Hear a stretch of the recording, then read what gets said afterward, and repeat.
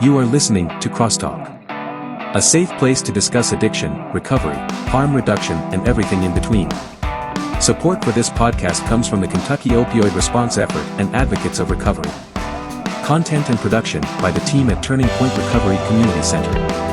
Now, buckle up and get ready for the show. Welcome everyone to CrossTalk Recovery, the recovery podcast that supports all forms of recovery. I'm Matt Lewis, and I'm here with Walt Gilbert. Welcome, Walt. Walt is a guy that I've known. He came through Centerpoint behind me, and he started doing peer support when he graduated with me, and we've had some really good conversations, and he showed interest in the podcast and talked about wanting to do a podcast for a little while, and we've been talking about doing this for a long time to give him the experience. I love Walt. We've had, like I said, some great conversations. I wanted to have him on. He's currently working, obviously, over at ARIA, working in recovery, doing good, doing everything he's supposed to be doing. So I'm super proud of him. And we're just going to have fun today. We're gonna Popsicle Sticks, man. Anybody who doesn't know about the Popsicle Sticks meeting, it's recovery topics written on popsicle sticks. You pass it around at a AA or NA meeting, and people don't know what the topic's going to be till they pull it out of the cup, and they just share from the heart, and I've always enjoyed them. And so we're going to just we're going to have one of those where we're just going to go off the cuff and talk about recovery topics and what they mean to us. Sound good, Walt? Sounds excellent. That's right down my alley. Yeah. Right in my wheelhouse. Okay. Well, then I'll let you go first. All right. By all means. Here we go. All right. Now, this is for me or you? Well, I mean, the topic is what you feel, what that topic means to you. Okay. Well, this one is amends. Okay. As I was going through the program at Centerpoint, and in the months since then, and well, I'll be going on 2 years in July. My amends largely were toward myself. I mean, I did have some to make up, like with exes and my dad. We didn't always have a very strong relationship at all. It wasn't hostile, but it was just one of those, we may have spoken 5 words to each other in a week's time. That's just the way I grew up, basically. And at some point in my recovery, I realized how much I missed out by not having a strong human connection with my father. Sure. It was basically, I saw him as an authority figure all my life. And then I had this huge resentment against authority for, my entire life. And I haven't completely shed that. I know, some things just stick with you. You can't just shed it all at one time because it'll creep back up on you. So that little resentment is one of those things that I have to keep battling. But I think that resentment toward my dad was at the root of all of it. And now we speak regularly, very regularly, multiple times in a week. I call him up. I don't get to see him as much as I'd like to because he's in an assisted living facility. But it's very gratifying to have had to have built a relationship with my father that never really existed. I was a mama's boy.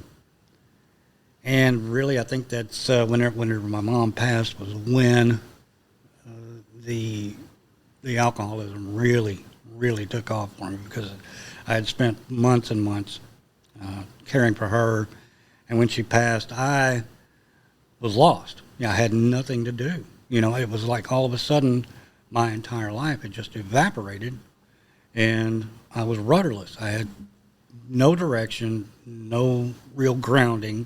So I was just kind of cast adrift. And at that point, you're just kind of grasping for whatever you feel like is going to be some tether to normalcy.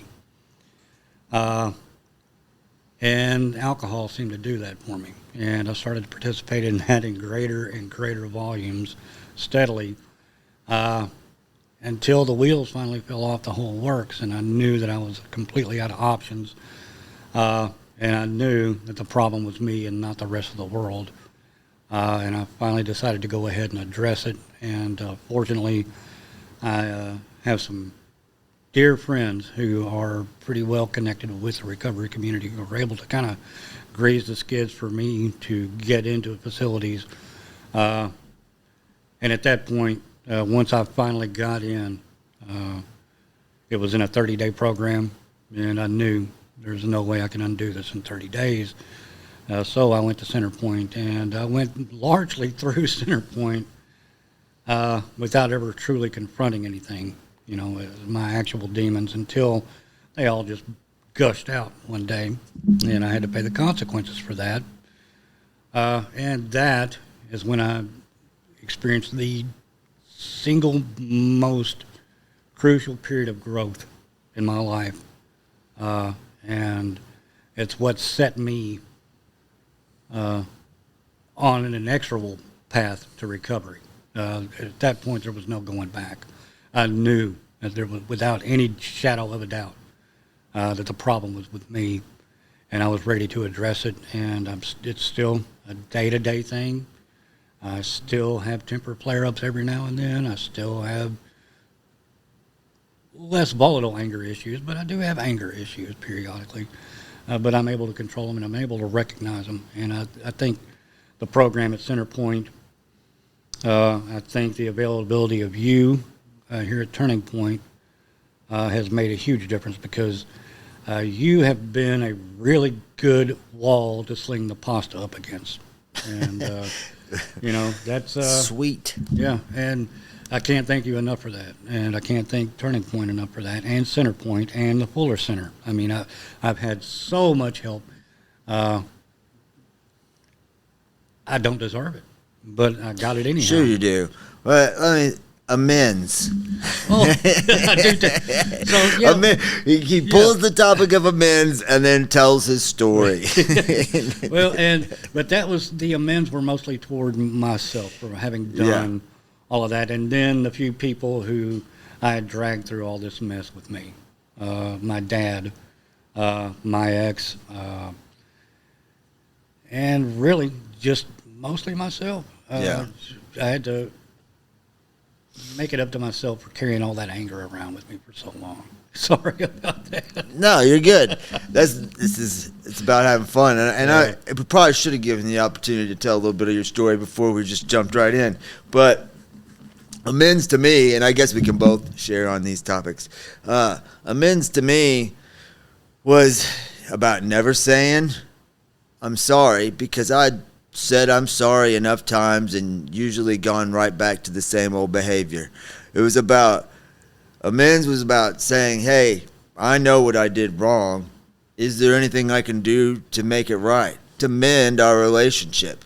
And most people, family members and stuff, were like, we just want you to keep doing good, Some people were like, I don't want your apology, and I don't want you in my life, and that's going to happen, because amends is about cleaning your side of the street.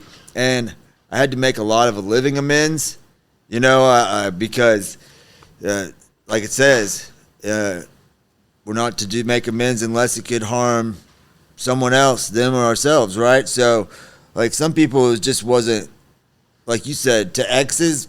I'm not going around to old exes and bringing that stuff up. We both moved past it. But I live differently now. And that's what the living amends means, is living differently than I used to live. So we'll be right back. Hey, y'all. Did you know it's illegal to own just one guinea pig in Switzerland because they get lonely? Here at Turning Point, we don't want you to ever be lonely either. That's why we're open 7 days a week from 8 a.m. to 8 p.m. Always feel free to come hang with our friendly staff, and don't forget your guinea pig. We're located at 415 Broadway Street, downtown Paducah. Hello, everybody. You want to know something? My biggest issue with meetings is despite their name, they are never about me. Here at Turning Point, all of our meetings are for you and about you. We have meetings at least 3 times a day, 7 days a week. We are located at 415 Broadway, Paducah, Kentucky. Call 270-444-3621 for more information. Let's see. What topic I got here? Willingness. All right. Willingness is a topic that is very close to my heart. As I've probably shared on here before, willingness is the spiritual principle behind step 6. It's where the whole program of AA started making sense to me. It's where the light bulb came on, the spiritual awakening or experience or whatever you want to call it. That's where I felt it happen, because it was at that point that I realized that willingness requires action. You can't just be willing to be sober and, have a magic wand and everything's okay. You have to put in work. You have to, utilize the tools that the program gives you and put them into action. I love the toolbox analogy because I try to put as many tools in my toolbox as possible, and the more you use those tools, the better you are at using those tools. So willingness for me was being willing to put forth the action. And willingness goes along with every single step. You have to be willing to admit that you're powerless. You have to be willing to turn your will and your life over to the care of God as you understand Him. You have to be willing to make these amends. It takes willingness and courage. And so that's what willingness means to me. Yep. And I don't think willingness was really an issue for me. It was the courage part. I was always willing to make amends, to make the changes in my life that I knew were going to be necessary in order to become a more whole person. It was the courage to do it, because I had spent well over 40 years in just living a certain way, and then once it got really bad, well, it was a slow process. You don't realize it, but I really had convinced myself that I had everything completely under control, and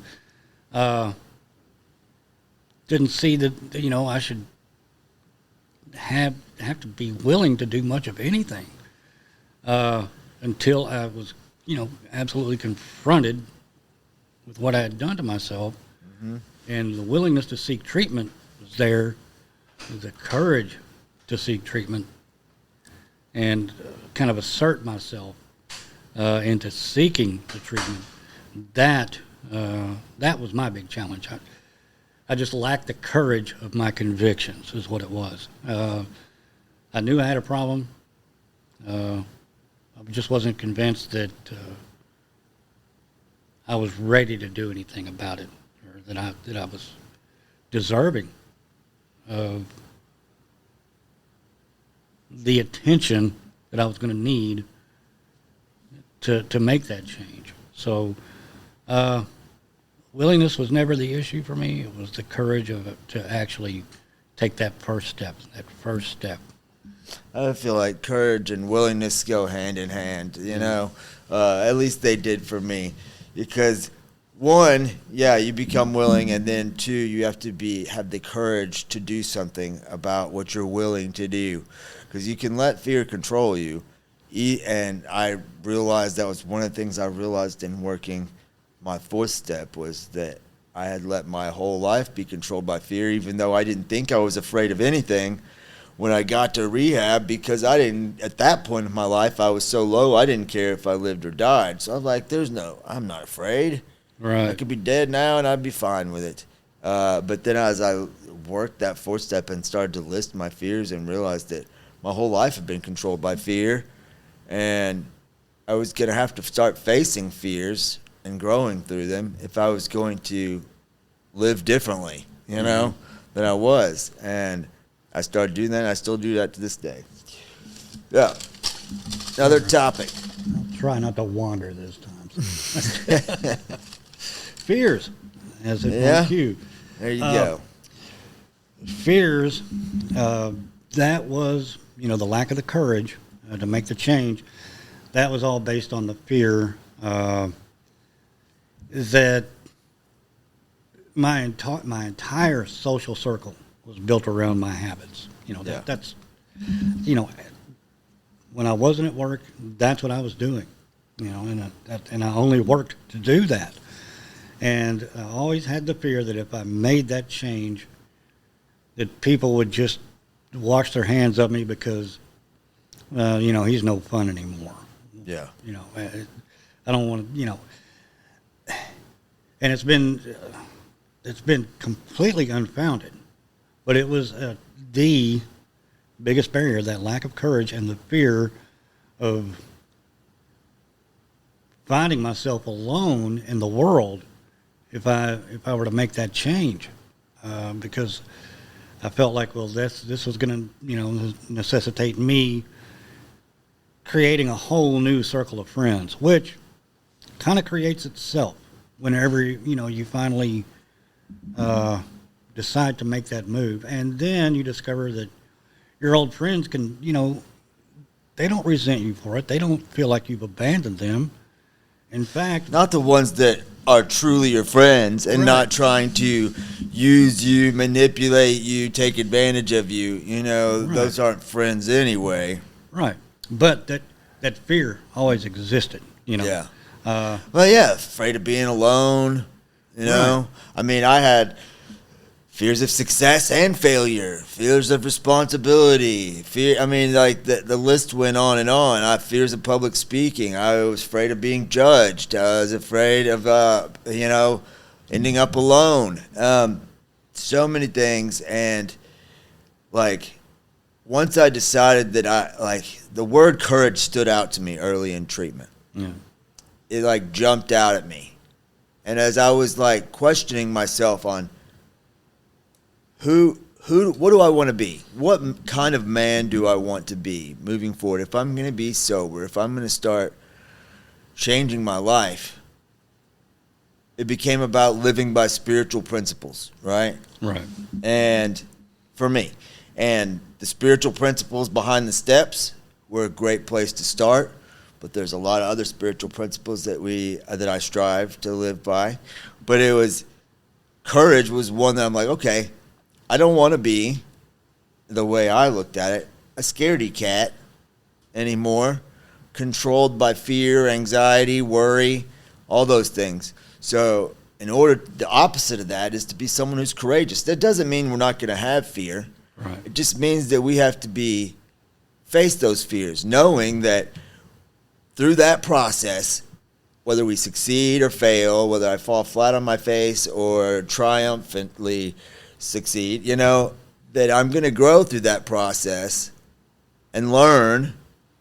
No huge success ever did not fail at some point and learn from it and change and grow. So facing your fears was a whole new world for me, but I have I would never be doing this podcast, talking, putting my face out there, sharing my opinions, and without facing fears, because I had a lot of social anxiety growing up, and I dealt with every social situation for the past 30 years with alcohol and drugs, yeah, to talk to someone, to stand up and speak, to tell my testimony, to play music or anything that I do today, right, I would have let fear totally stop me from doing that before, or I would have had to be extremely inebriated to do it, and then I wouldn't do it well, right. but I wouldn't care. But but that's what I'm saying. Fears are so controlling, and Yeah, and really, I've read somewhere, I can't remember who said it, but courage isn't the lack of fear. Courage is doing whatever you're going to do in spite of the fear. right, Being scared to death and doing it anyway. yep, And I do feel like I have developed a lot more courage. And I I find that now that I don't live under that kind of oppressive feeling that the fear puts upon you whenever you decide to step out of that little box you've contained yourself in for so long. It's self-reinforcing, self-perpetuating. Mm-hmm. And all the things that I used to hate, I've learned to enjoy. And because of the fact that I feel like I'm demonstrating a little bit of courage in the process, and just by doing it. Yeah. And getting over myself. We'll be right back. Did you know that recovery from substance use disorder and mental health go hand in hand? That is why the caring and compassionate mental health professionals at Four Rivers Behavioral Health in Paducah are here to help you find your balance. They are proud of you for making the changes necessary to live a healthier life and would love to see you reach your full potential. Give them a call at 270-442-7121 or stop by the downtown location at 425 Broadway in Paducah, Kentucky.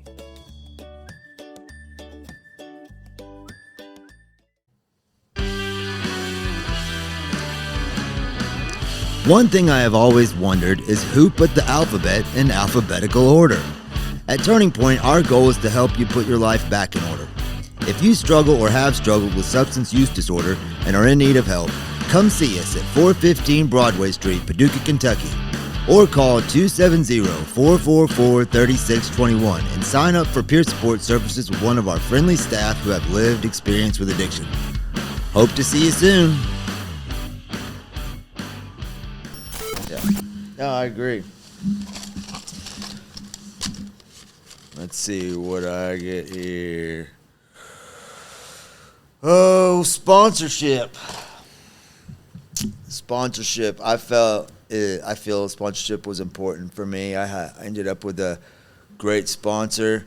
Shout out to Matt Lacefield. He helped me through the program, but he also pointed me hey man, it's not just me. Rely on your brothers, rely on your peer mentors, build a support group of people around you that you can go to when you're struggling with, and don't be afraid to go to them and ask for help when you need it.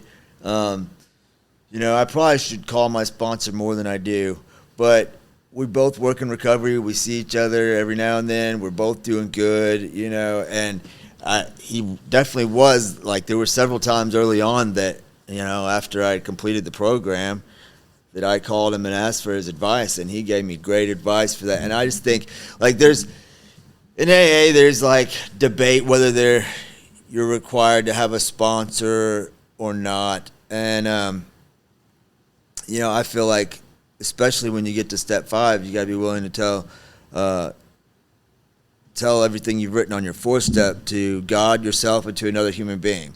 Right. And that other human being should be your sponsor, somebody who you trust, that you've built a relationship with, that that has worked the steps before and can give you their input, and they're there to answer questions. And the good thing about sponsorship is it's not only good for the sponsee, but the sponsor. I've sponsored a lot of guys, and I've found it really beneficial in my recovery because it keeps me freshly going back through the steps. It's part of giving back and helping others, explaining how I understood it and how I worked it. And everybody's program is different. And listen, we're talking a lot about AA and working the steps. We know that there's many pathways to recovery, and we are supportive of that. But this is the program that I worked that helped to get me sober and get me to the point I am today. And sponsorship played a big role in that. Yeah. I have had one sponsee. I've been a sponsor to one person, and that was a guy out at Center Point. And he lives kind of in a far-flung reaches from here. I have been able to provide a little guidance for him. But, once people get out of there, they kind of atomize, they spread out, and there's that tendency among our particular subset of humanity where they tend to move about. So and it's not always easy to keep track of. Mm-hmm. My sponsor, I'm deeply fortunate, Lee, I don't know that he would want me to mention his last name, but he was integral to getting me into treatment to begin with.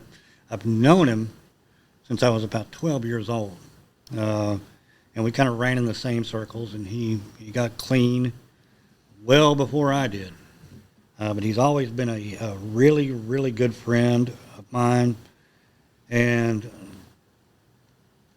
I'm fortunate to have somebody that knows me well enough to know when I'm kind of just,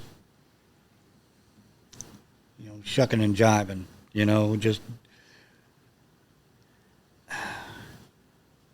But we don't stay in contact as much as I probably should. I don't reach out to him as much as I probably should. But I actually speak to his wife pretty regularly, and she keeps me up to date on how, because we're both living.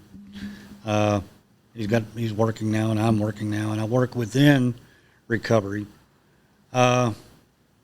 And in a lot of ways, I feel like I serve as a quasi-sponsor to the guys that I work with there. Sure.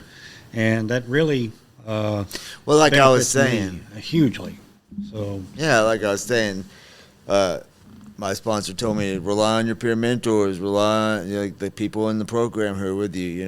Let's build your support group around you, and that you're that guy for some of those guys coming through ARIA, and it's a beautiful thing, and it feels good to give back. But we're only responsible for the effort, not the outcome. Right. Trying to be there, trying to plant seeds.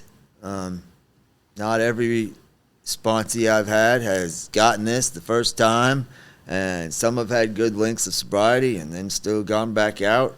But I feel like I played a role in there, and that I've planted seeds, and that's the way I have to look at it. A lot of anyone who I've sponsored for a great period of time and have completed the steps and gone on to do successfully, the sponsorship becomes more of a friendship than anything, because right. We've had this shared experience of going through this process together, and I continue to talk to them and be an encouragement to them, whether I'm acting I don't feel as like acting in a sponsor role anymore. It's more like I truly care about this person, and I've gotten to know them, and they've told me things about themselves they may have not told anyone else. Right. So it's like we have that bond, and it's a special relationship. It is. Having a sponsor that I've known for so long has been a massive benefit to me.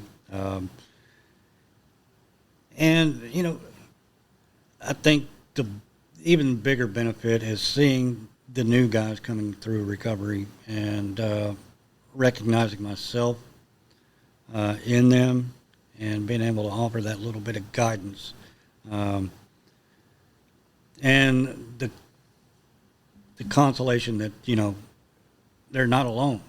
They're not the only person that's been through that. And they've finally got somebody that's not judging them, and I think that's a huge relief. And it's a big barrier for people to seek recovery, is the fear of judgment for having admitted that you've had this problem for so long, even though the whole world around you knew it.